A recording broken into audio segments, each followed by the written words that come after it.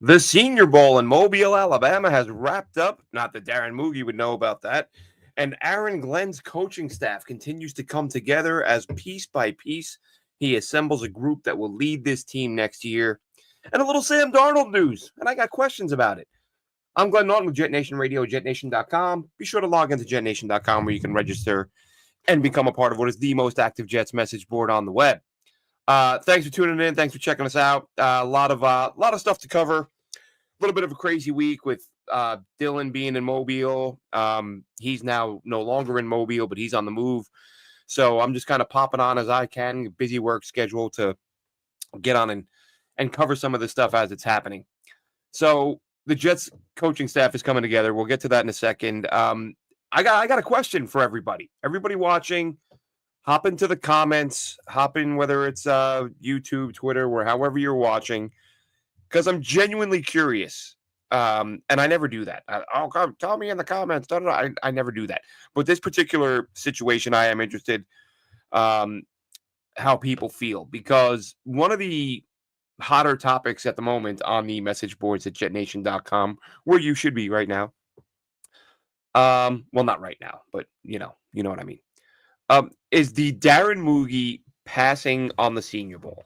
There are some fans who seem to be of the belief that general manager has no good reason to go watch football players play football against other football players to determine whether or not they're good at football. I don't agree with that. I think there's a lot of value in what the Senior Bowl brings. Honestly, probably the most valuable thing, and this is just my opinion. And well, two things. Two things I think are really valuable down in Mobile. One is getting a chance to see not only small school guys, because we talk about that, because that is a big part of it.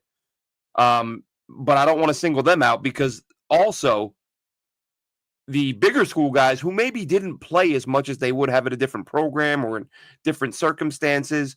But those two groups, like basically guys that as a GM, as a coach, as an assistant, as a scout, guys you probably haven't seen very much of. And even the guys you have seen, having had access now with through Caddy's cut-ups and getting a million different bits and pieces of game film, sometimes you'll find that a smaller school will have like lesser quality film. And even though you have film, it's like not quite as clear as you'd like it to be. So not only are you not in person, like what you're watching isn't very good. And it's interesting, right? Because right now we're basically this week, Grace Abel of North Dakota State is being lauded by some people as the best player on the field in Mobile. And the Jets sent a scouting contingent.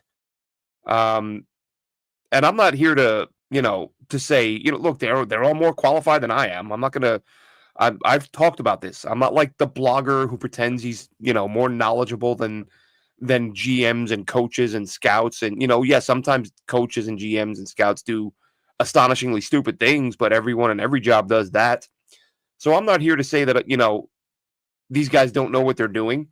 But when someone says to me, well, Mougey isn't there, but it's okay because he sent the guys who found Zach Wilson and Michael Clemens and, and Zach Kuntz and all these guys.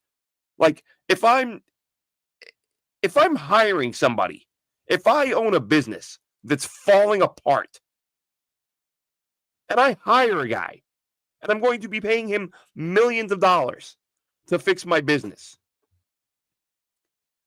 and then the week I hire him, there's an event where he can go and put hands on and look at the thing I hired him to fix.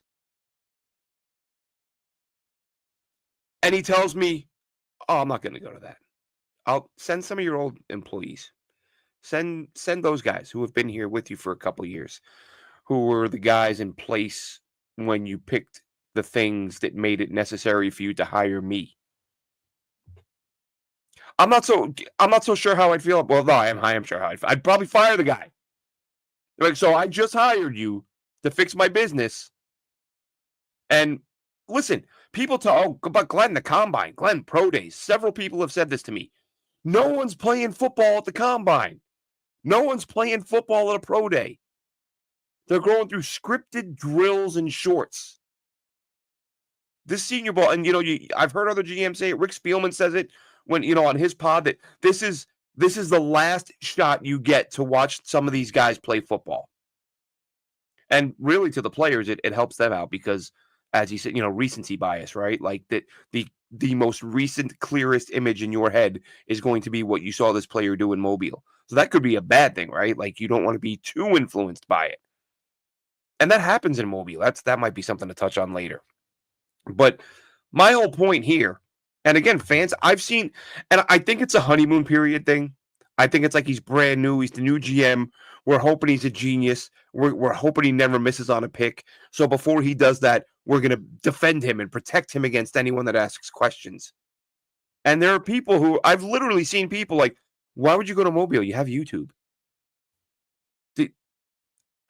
Maybe some people just started watching, and I do have to remind myself, some people watch a tiny bit of the NFL. Like they like football, but their lives are too busy. I get that. I don't have as much time to watch as I would like.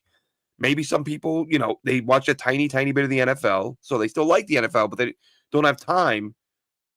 But if you've been watching this game for any, decent amount of time and regularly and reading, be it interviews or podcasts, like hearing coaches and GMs and scouts, hearing them talk about how, oh yeah, when we saw this guy in Mobile, we knew. When we didn't know if this guy could do this, that, the other, which is the other piece in Mobile, right? You can say, Glenn, you just watch the film. All he's got to do is watch YouTube. There's highlights all over YouTube of that guy. Why would a scout need to go, or why would a GM need to go?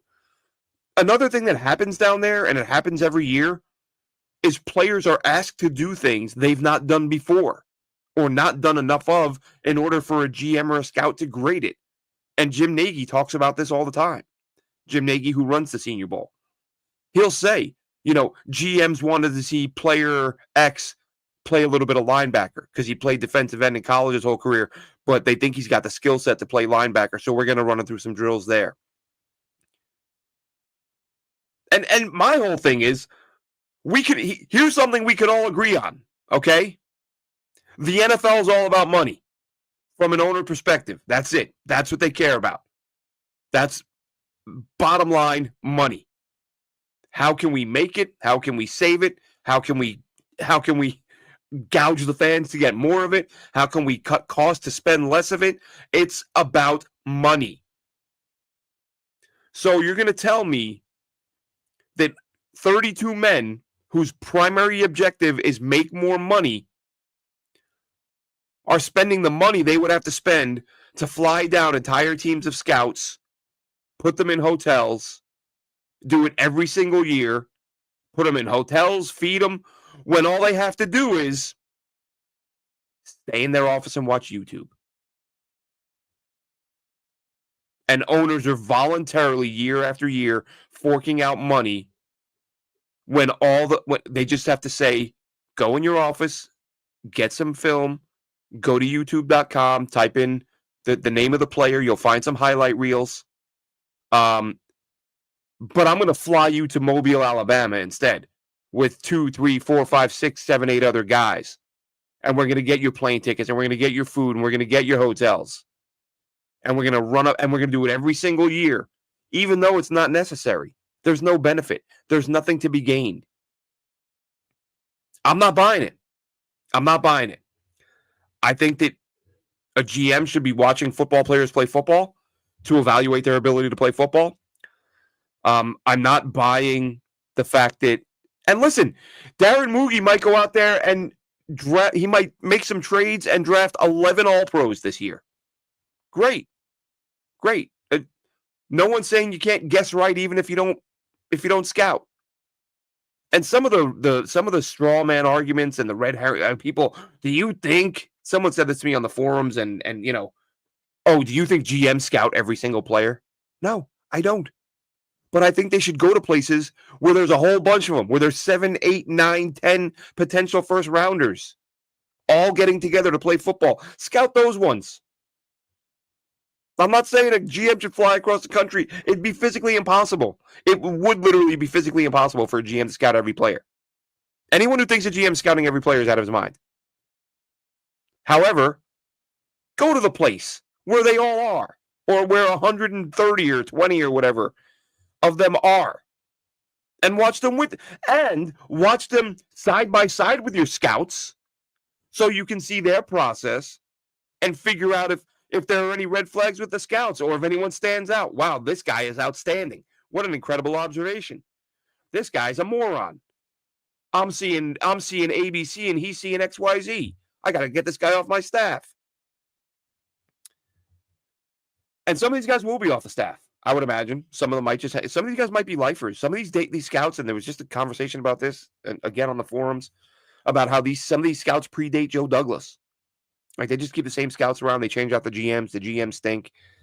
And I'll tell you what, I hope Mougey's great. I hope draft nothing but all pros. Great, fantastic, love it. But as of right now, to me, he's a guy who was hired to do a job and had an opportunity to go to an event that would dramatically increase his exposure to the assets that he needs to acquire. And he decided to stay behind. Maybe he's helping Aaron Glenn build his coaching staff. Maybe he's watching, maybe he's got, there are guys who might not be on this team well, there are guys who won't be on this team this year or next year. Maybe Darren Mougey is watching Xavier Gibson film. I shouldn't keep picking on Xavier Gibson. Maybe he's watching Jeremy Ruckert film. But that film will be there when he gets back from Mobile. That's my point. That's the other thing I've seen people say. He has other things to do. How many of those things are 4 days long and then will be gone forever? But he can just watch the film. Then why are owners spending millions of dollars? Why are men who care only about money spending millions of dollars to have their employees go do this thing that the Jets GM chose not to do? So am I being a jerk? Am I being an idiot? Leave Glenn. He's brand new. He just got here. Leave him alone. Stop it. I don't have an opinion on him. We're going to go over the coaching staff. A lot of these guys have either not done it before or have done it for a very short time. I see all the optimism, and I get it. This team sucks. They've sucked for most of our lives. So we want, before we know, because now it's the new iteration. Now it's the new staff. So now we don't know if they suck yet. They suck. So now it's like, let's at least be optimistic and positive. Okay, fine. Like, I'm here to be optimistic and positive, and then day one you tell me the GM's not going to go scout players. It's like, all right, there, okay. So, but I'm the jerk for pointing that out. So yeah, look, I don't feel like a YouTube video is the same thing as in person. But a lot of I wonder that too. For people that are like, he doesn't have to go, it's stupid to go, it's meaningless to go. Maybe they don't realize the drills. That maybe they don't know that they pull out, hey, you 4 guys who played corner in college, we want to see you run these drills and see how you might look at safety. You guys over here who play tackle, we're going to have you move into guard. Hey, defensive end guy, come here. We're going to have you backpedal into coverage and cover whatever. And, you're going to work some linebacker stuff. Okay, like, first look at these guys doing this stuff. Maybe people don't understand that happens. And I think it would be good for the Jets to be there to watch it. For the GM, he didn't hire any of these guys. We don't know which ones he's keeping or letting go, but they could literally be having a handful of guys who are about to get fired down in Mobile trying to help them pick their players. Wild stuff. The Jets have an offensive coordinator, ladies and gentlemen. Tanner Engstrand had been rumored for, feels like a couple weeks now. Former Detroit Lions passing game coordinator under Ben Johnson. Not been a play caller before, though, so complete unknown. Another San Diego State guy. The Jets, it seems Mougey is a big, and I get that it's an Aaron Glenn hire. Folks, there's 133 Division I college teams. And from what we understand, the last 2 times there was an offensive coordinator coming in. Well, I guess in Denver, Mougey was pounding the table for an Arizona State or a San Diego State guy. And now the Jets hire a San Diego State guy. And what's Darren Mougey? A San Diego State guy. So I don't know. It could be coincidence. Could be coincidence. Odds are 133 to 1, which college your guy comes from, if that's where he's if he's coming from a particular school. And 2 out of 2, both times. The Jets, well, not the Jets, but Mougey was because I'm assuming they talked this stuff through. But again, there is the Detroit connection, so it does make sense in that regard. I just thought it was funny. I looked up Engstrand to look at his background, and the first thing I saw was San Diego State. I was like, wait a minute, did Mougey go to San Diego State? Wasn't Mougey pounding the table to bring in a San Diego State guy in Denver? Let's hop in the chat real quick, see what folks have got. New Jersey Lauren, given the guy was just hired, it doesn't bother me. They'll have scouts there, and he can, of course, watch on TV. Yeah, so these are I've covered already, Lauren. And listen, I mean, that's what he'll do because there's no other option if he's not going. But I don't think watching on TV is the same thing. And the scouts again are the same guys who found the guys that got the last GM and the previous GM fired. So I don't see why. And again, like, I'm looking at it from if this were me perspective, and I know it's not, but if you give me a job where you're like, hey, dude, we're going to pay you a couple million a year and we need you to fix this. These guys here, we don't know how much longer they're going to be here. You can decide whether you're going to keep them or fire them. They're the guys who found us, Michael Clemens and Zach Wilson. So you can, my impulse wouldn't be, oh yeah, they can go for me. I'll hang back here. I got to set up my office. Got to look at some Jeremy Ruckert film. Go ahead, guys. Let me know how it goes when you get back. But again, that's he's the GM. His call. If he feels like he doesn't need to be there, that's like I said. I mean, right now we're just talking about what's happening. He might go out and be the greatest GM in the history of the NFL. He might have an 80% hit rate. We don't know. But what we do know is that there's an event and he chose not to go, and it was surprising to me. Sean Turner says Cowboys at Jets this year at MetLife. Do you see it being a primetime? I don't see the Jets getting any primetime games. They don't know who the quarterback's going to be. I mean, look, I guess if Rodgers returns and schedules are still being made, I guess with Rodgers, maybe you get one primetime game. Maybe. So I guess there's I would say a small chance. Rich, how we doing, buddy? He says he's not impressed with the GM not making the trip to the Senior Bowl. It's GM and scouts' responsibility to see and build your draft board. I agree, Rich. Could not agree more. But like I said, prove me wrong. Maybe I'm way off base here, and Mougey just needs YouTube.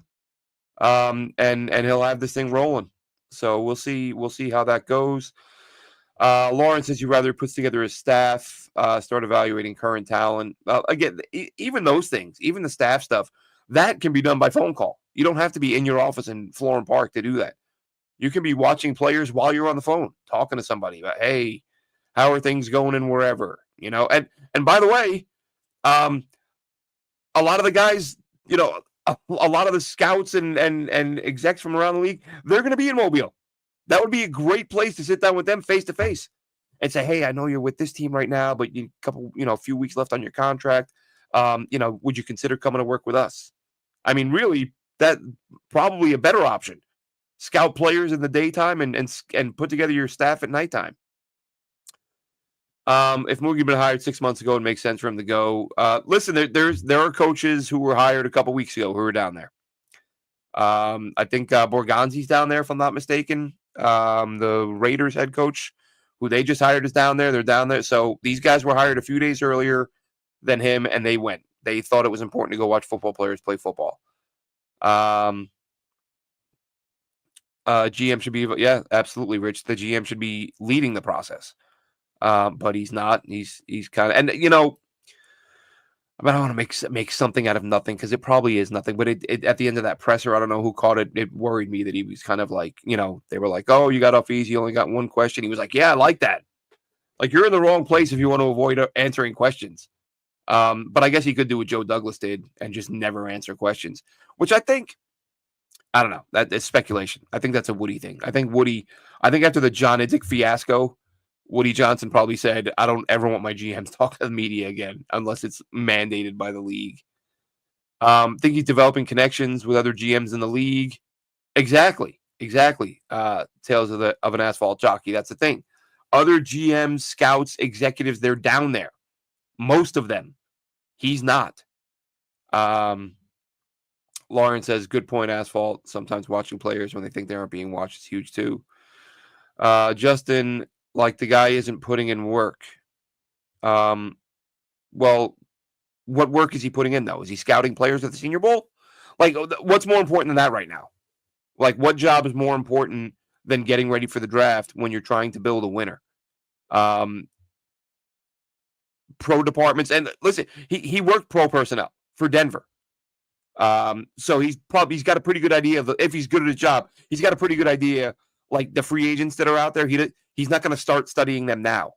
Like he's already got a mental Rolodex of these guys. So that work is done. Might you have to tweak it a tiny bit for some of the guys that were new to the league when you put together a report on them previously? Sure. Or read a report.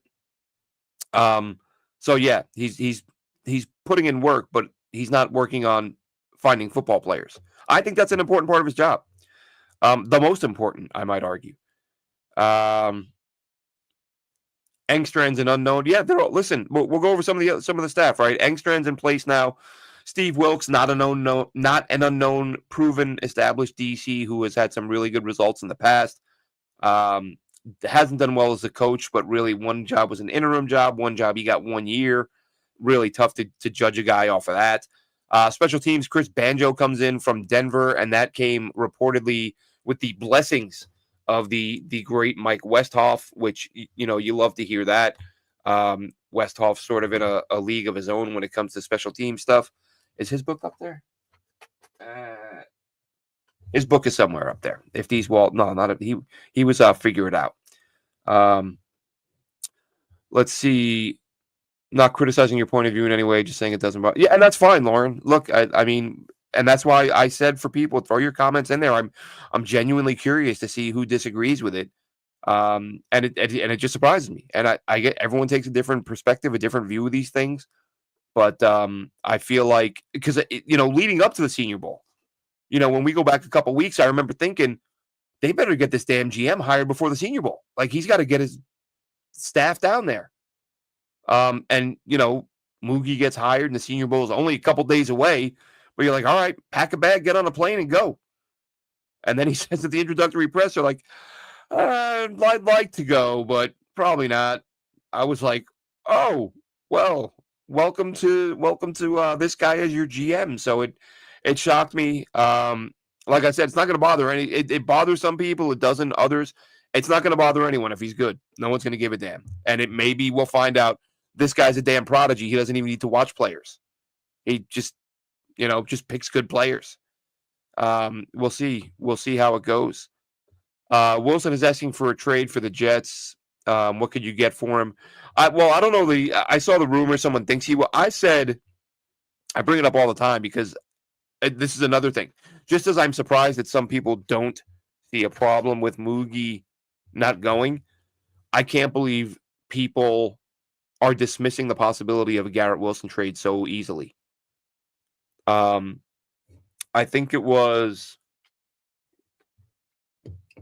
it's got to be at least a year and a half now that I said Garrett Wilson, after every loss, looks like the unhappiest person in the world. And if they don't turn this thing around, he's going to demand a trade. Shut up, Glenn. Maybe he's not going anywhere. Maybe he won't go anywhere. I don't know. I just think, and the argument I keep hearing from Jets fans, it's hilarious.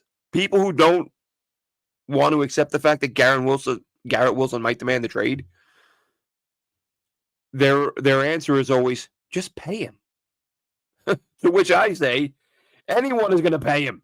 There's 32 teams that would pay him. The Jets having a willingness to write that guy a check doesn't set the Jets apart. That makes them like everybody else.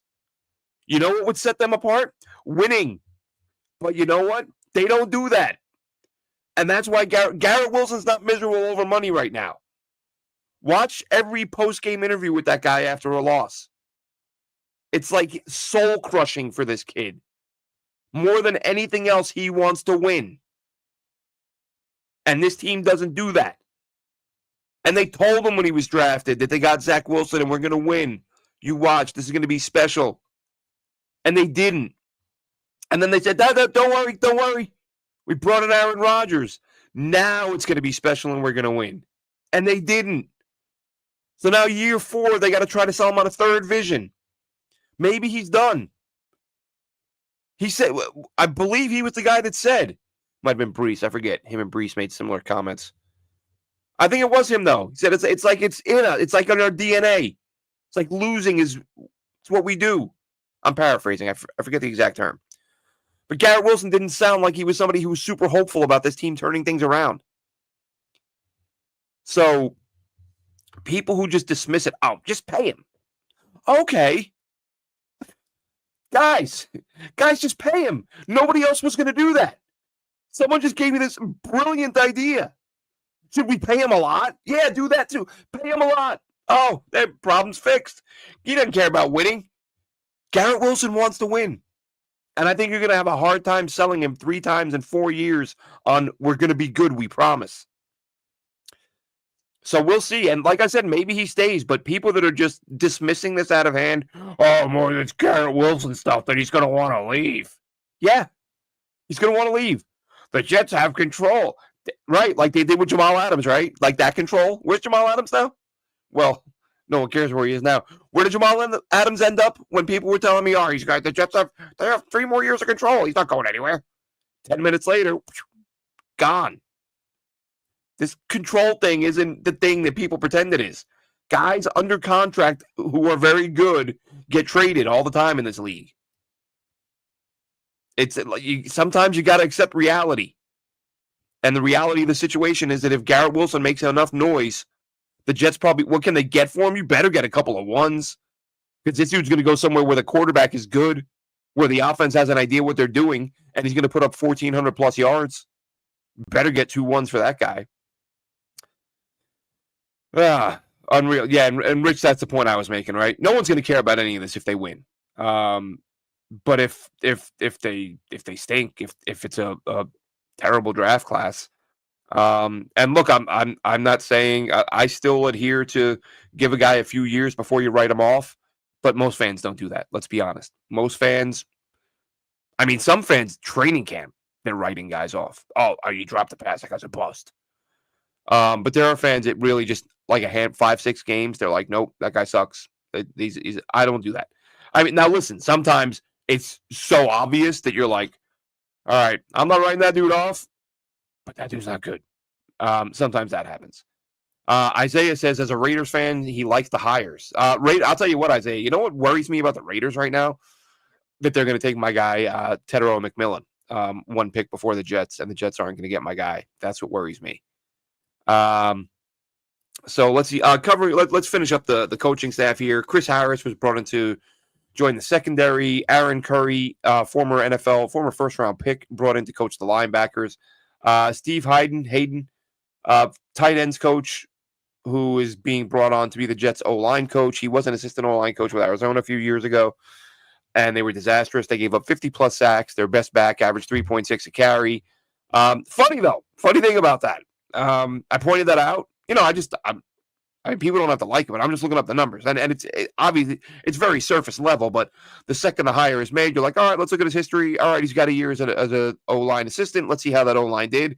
Oh, my God, those numbers are horrific, but let's go ahead and they are what they are. Let's just tweet them out. And people are like, but he had all these injuries. Wait a minute. Didn't people just spend the last 3 years telling me those are excuses and they're not allowed? That when guys get hurt, too bad. Next man up. Doesn't matter. Don't want to hear it. But then when it's a new coach and everybody's feeling fuzzy and warm and they're like, but the excuses are okay now. We're funny. We're funny creatures, us human beings, aren't we? Let's see. They waited the GM search took way too long, didn't it, Lauren? But look, hopefully they got it right. And again, all the stuff that we worry about, whether it's in season, out of season, player related, coach related, if they win, no one cares. Isaiah says no more Rodgers or Adams and pay Wilson. That's a possibility. But the thing is, if you get rid of Rodgers and Adams, they kind of just wash each other out because Rodgers is an enormous cap hit and Adams is an enormous cap savings. So it's almost like you do nothing for yourself financially by doing that. And I don't know what to think on Rodgers. I think he wants to play. I think he wants to climb some of the all-time lists a little bit before he goes. But I don't know if he's going to want to come in and work for a rookie head coach and a rookie offensive coordinator and have to learn a new system. And maybe they're going to, stand firm when there's disagreements, because there will be disagreements. And maybe they feel like, look, we're new. We got to get this thing running. We appreciate your Hall of Famer, but you got 1 year left, pal. We're not going to acquiesce. We're not going to bend over backwards to make you happy. Again, I'm just hypothetical. No idea. They might bend over backwards, which you don't want. You want them to stand up and say, look, this is our system. This is what we believe in. This is what we're going to run. It'd be different if Rodgers was had 7-8 years left and they had a system that maybe didn't tailor to his strengths. Fine, then make some changes.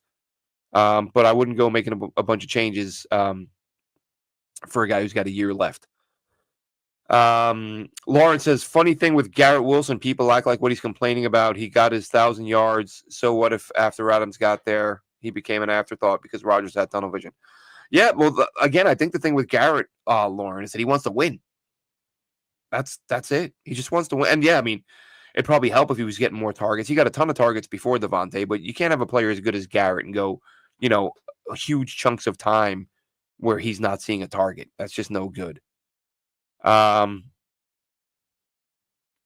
Rich says the GM should work hard to keep the talent the team has drafted. It'll be hard to sell Wilson on staying when you don't have a good future QB, even if exactly, Rich. If you got Aaron for 1 year, like who's the quarterback behind that? If Garrett Wilson looks around the league and says, listen, I can find 10 spots where the quarterback is good and I know he's going to be there for the length of my contract, I want to go there. I don't want to be here with question marks and developmental this and no. Not really. I don't see that happening. Archie says he was just hired. Needs to figure out his front office, put staff together, and decide who goes and stays. Yes. So if they're at the Senior Bowl, Archie, he could be there with them and watching them work and seeing their process and see who impresses him and who doesn't. So really, what better way to evaluate someone's job than to watch them do it? Especially with a sense of urgency, which there should be a sense of urgency for a team that's missed the playoffs for 14 years in a row. And that's the other part of it, right? You kind of imagine, not only did you just get a job where you're making millions and millions of dollars, but you got a job where you're making millions and millions of dollars and the company is like on a decade plus downward spiral. That would make you think like, hey, I gotta hit the ground running. I'm going to do that introductory press conference, and then I'm going to pack my bag and get to Mobile. I can set up my office and watch film on established players when I get back. But instead he was like, well, I don't want to go there. It's hot. It's very hot in Mobile. I don't think the Raiders draft Tedero McMillan, Arizona wide receiver. He means Tedero McMillan. So no worries there. Well, you may not. And listen, who knows? But I've seen him mocked there a few times, and that's why it worries me. But I'll tell you what, Brock Bowers, that'd be 2 years because Brock Bowers was my guy last year. I didn't even think of that. If the Raiders get T-Mac this year and they got Bowers last year, that's going to suck. Those guys together. Will Johnson, though. Will Johnson, I wonder if he's a possibility with the Jets. You've now got a defensive-minded head coach, not just a defensive head coach, but a former cornerback head coach. DJ Reed's on his way out the door. This is why you should have played Quantez Stiggers a little bit more. But I'm sure the Jets will look at that film and decide, hey, can we win with Stiggers and Eccles and JBC paired with Sauce? I honestly hope they come to the conclusion that they can. I mean, Eccles played well when he stepped in. He's not as good. And I know DJ Reed didn't leave under the best circumstances. I'm assuming he's leaving, even though I did think it was interesting. He shot out that tweet when the Jets hired Aaron Glenn. DJ Reed felt the need to say, hey, good look for the Jets. So it's like, is he considering staying? Because I like DJ Reed. I think he had a down year. I think, did his effort lack a little bit after the Saleh firing? Maybe. But I think, guys in the locker room, I think they know when the season's over better than the fans do. And maybe once the Saleh firing happened, they knew. So we'll see. That's a good call, Isaiah. DJ Reed can come to unite with Pete Carroll. Of course, Pete Carroll had him in Seattle. Let him go and drafted the UTSA kid, Tariq Woolen. So we'll see. We'll see what happens at corner for the Jets. We'll see what happens in all these spots for the Jets. Real quick note on Sam Darnold. Sam Darnold, former New York Jet. Congratulations to him. He won Comeback Player of the Year, apparently. I'm assuming that's real. I just saw the tweet a few minutes ago. I thought the league said before this season that it could no longer go to a guy who was coming back from being bad. Like, Comeback Player of the Year is supposed to be an award for a guy who got hurt, dealt with some serious adversity, and came back and had a big year. Not like, oh, this guy wasn't very good last year. And then, unless I'm forgetting, was Darnold hurt? I don't think he was hurt.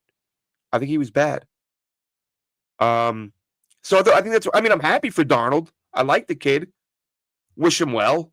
I was hoping he'd play well in the playoffs. You know, good for him. He's not a bad guy. He did everything that was asked of him. Was put in a bad situation by playing not only for the Jets, but for Adam Gase. My info says, would you try to trade Garrett Wilson to the Raiders, get the 6th pick, and the Jets get 2 picks back?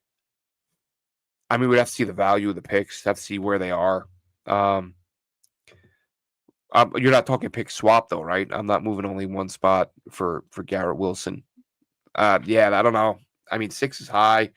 I don't know that the Raiders would do that because, again, I don't know what their cap situation is right now. But once you're dealing Garrett Wilson, the team that's acquiring him is paying a boatload. And it's going to be an interesting offseason given the number of people over the past few years who have told me the salary cap is fake because the Jets have like not very much money to spend in free agency. So are they going to sign a bunch of guys because the salary cap is fake and they need help? Or are they going to have to work within the parameters of the salary cap that is real and be limited on what they can do in free agency? And again, we'll see what happens with Rodgers. And that'll have a big impact. What's going to happen with Devontae? I think, like I said, and other people have said, if one goes, both go.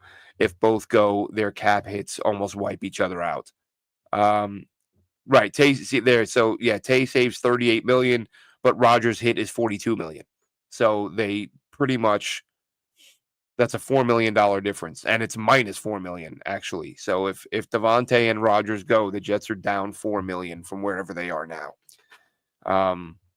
So there's not there's not that. I think you can save some. I looked at it the other day. There's some money to be saved. Don't get me wrong. You can rework some guys. You know, Mosley would save a chunk. So there's some opportunities to free up some cap space. But that'll wrap this one up. I just wanted to come on, talk about the new staff a little bit, put the names out there for those who weren't familiar. The Hayden one's a big one, man. You got a young offensive line. I don't see, when you have this many young guys, you're developing Fashanu, you're developing Tipman, you're probably adding a young tackle. I was hoping for an experienced O-line coach who's done it before. But you're literally bringing in a guy who probably knows less than some of the players. Because some of these guys, like, you know, who's going to be more well-versed on O-line play?